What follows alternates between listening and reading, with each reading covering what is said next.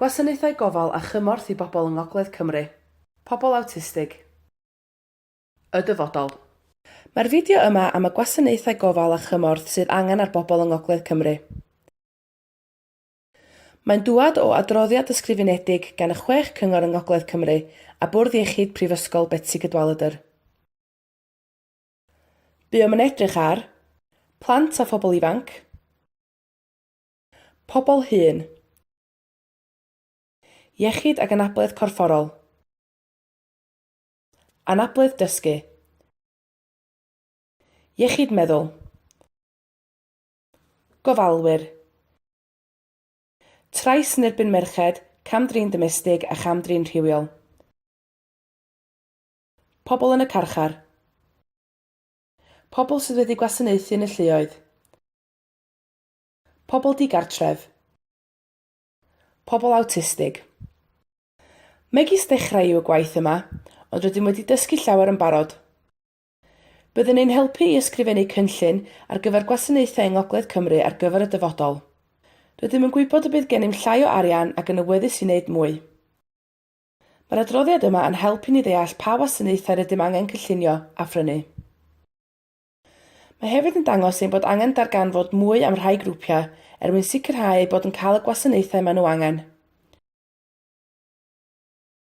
Fedrwch weld yr adroddiad cyfan ar wefannau bob cyngor a'r Bwrdd Iechyd. Am fwy o wybodaeth, gwelwch sut i gysylltu gyda ni ar diwedd y fideo yma. Dyma beth rydym yn meddwl ddylai ddigwydd ar gyfer pobl awtistig. Weithiau mae gan oedolion a phlant awtistig anabledd dysgu neu angen cymorth gyda iechyd meddwl. Rydym angen wneud yn siŵr bod grwpiau cymunedol a gwirfoddol yn dweud wrth bobl awtistig sut fedrith nhw eu cefnogi nhw. Wneud yn siŵr bod y cyhoedd, yr heddlu, cyflogwyr a'r gwasanaethau cyhoeddus yn deall mwy am awtistiaeth a'r mathau gwahanol o gefnogaeth gall pobl awtistig fod angen. Sut i gysylltu gyda ni? Galwch Sarah Bartlett ar 01824 712 432 neu e-bostiwch sarah.bartlett@denbighshire.gov.uk.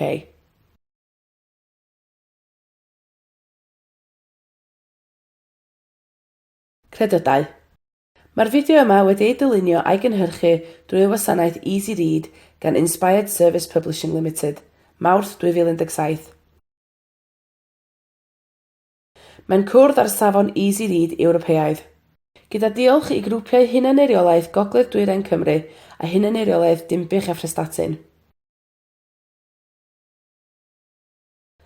Mae'r gwaith celf yn cynnwys deunydd o'r Inspired Easy Read Collection a ni eillir ei ddefnyddio yn unrhyw le arall heb ganiatâd ysgrifenedig gan Inspired Services. www.inspired.pics